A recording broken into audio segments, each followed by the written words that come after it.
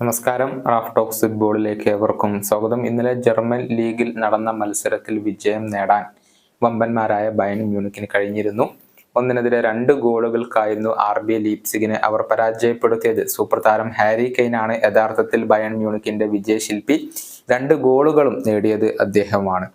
ഈ സീസണിന് ശേഷം ബയേണിന്റെ പരിശീലകനായ തുഷേൽ പരിശീലക സ്ഥാനം ഒഴിയുകയാണ് എന്നുള്ളത് നേരത്തെ തന്നെ സ്ഥിരീകരിക്കപ്പെട്ട ഒരു കാര്യമാണ്. ഇന്നലത്തെ മത്സരത്തിൽ അദ്ദേഹം ഒരു സൈഡ് ലൈനിൽ ഒരു അലൂമിനിയം സ്യൂട്ട് കേസിന്മേലായിരുന്നു ഇരുന്നിരുന്നത്. മത്സരശേഷമുള്ള പ്രസ് കോൺഫറൻസിൽ ഒരു മാധ്യമ പ്രവർത്തകൻ വിചിത്രമായ ഒരു ചോദ്യം ചോദിച്ചിരുന്നു.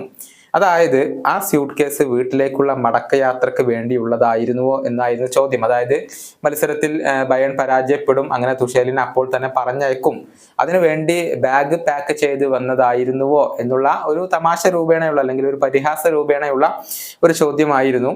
അതിന് അതേ രൂപത്തിലുള്ള ഒരു മറുപടി തന്നെയാണ് തുഷേൽ നൽകിയിട്ടുള്ളത്. അദ്ദേഹത്തിന്റെ വാക്കുകൾ ഇങ്ങനെയാണ്: അതെ, ഞാൻ അതേക്കുറിച്ച് ചിന്തിക്കുകയായിരുന്നു. ഞാൻ വീട്ടിൽ നിന്നും കൊണ്ടുവന്ന സ്യൂട്ട് കേസാണത്. അതൊരു അലൂമിനിയം സ്യൂട്ട് കേസാണ്. അതിനകത്ത് എൻ്റെ സാധന സാമഗ്രികൾ ഉണ്ട്.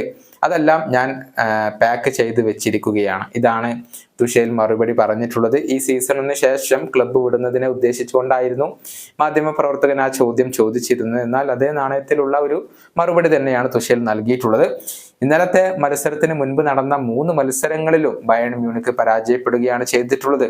അതുകൊണ്ട് തന്നെ ഇന്നലത്തെ മത്സരത്തിൽ വിജയ വഴിയിലേക്ക് തിരിച്ചെത്താൻ സാധിച്ചത് തീർച്ചയായും അവരെ സംബന്ധിച്ചിടത്തോളം സന്തോഷം നൽകുന്ന ഒരു കാര്യമാണ്. ഈ വീഡിയോയുടെ അവസാനിപ്പിക്കുന്നു. കാണാം.